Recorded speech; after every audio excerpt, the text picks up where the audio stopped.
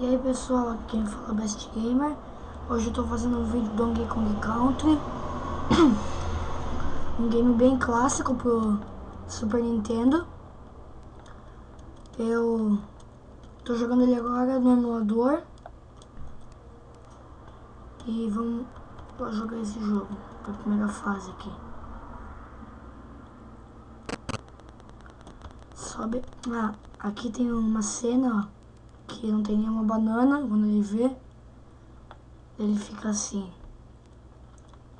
E aqui tem um, pra quem não sabe, aqui, ah tá, já sei, aqui tem uma vida.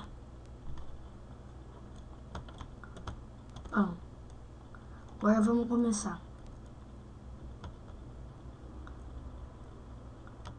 Esse Donkey Kong aqui foi um grande clássico, porque ele se juntou ao Super Mario Kart do Super Nintendo como um dos games que teve gráficos 3D, tipo assim, do Super Nintendo.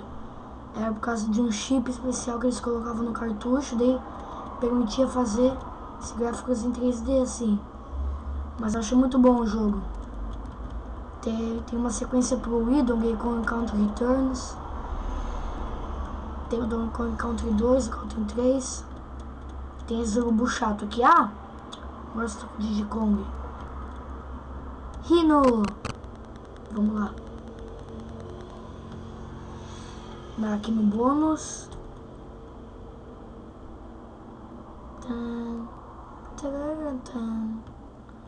Pegar mais uma vida. Formamos a palavra Kong, ganhamos outra vida. E completamos a fase. Agora vamos para a segunda fase.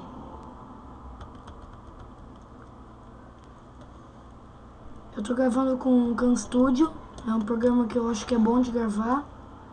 Só que eu não sei se é o meu computador ou é o Khan Studio, que às vezes a imagem fica atrasada. Então não sei se é problema do meu computador ou problema do Khan Studio. Mas mesmo assim, esse programa é muito bom para gravar vídeo, assim. Então, eu quase me encanei pra passar essa fase da chuva da primeira vez que eu joguei. Aí. Vou trocar aqui pro Donkey Kong. Ah, eu odeio esse tatu. Show tatu. Pegar uma banana. Mais aqui. Ah, não. Droga. Ai.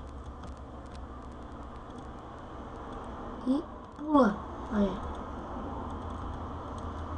Checkpoint. Matou esse carinha.